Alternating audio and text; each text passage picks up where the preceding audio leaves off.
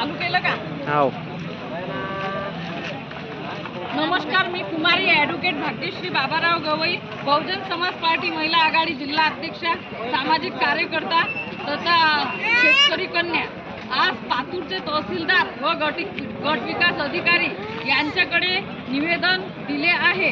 जे ई क्लासमध्ये लोक राहतात तर त्यांचे घरकुल आलेले असून सुद्धा ते ई क्लासमध्ये असून नेमाकुलचा प्रश्न असल्यामुळे ते नेमाकुल करून लवकरात लवकर नेमाकुल करण्यात यावे अशी विनंती पातूरचे तहसीलदार साहेब यांना केली आहे। आणि तहसीलदारामार्फत माननीय उच्च न्यायालय मुंबई आणि माननीय मुख्यमंत्री साहेब यांच्याकडे अर्ज रेफर केलेला आहे।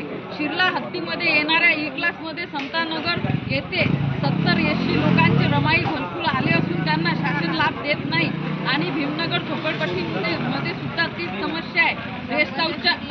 रेस्ट हाऊसच्या मागे ई क्लासमध्ये राहत असलेले SC, ST, OBC, VJNT अशा अनेक लोकांचे घरकुल आले असून त्यांना लाभ मिळत नाही।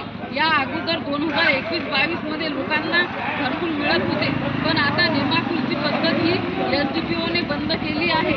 या गरीब जनतेला माहीत नाही, तरी यांची जागा ही लवकरात लवकर नेमाकुल करून यादीमध्ये नाव आहे त्यांना सर्वांना जिथे 12 वर्षापासून राहत आहे त्यांना घरकुलाचा लाभ लवकरात लवकर देण्यात यावा करिता हे तहसीलदारामार्फत माननीय मुख्यमंत्री साहेब यांना निवेदन दिले आहे व गटविकास अधिकारी यांना निवेदन दिले आहे।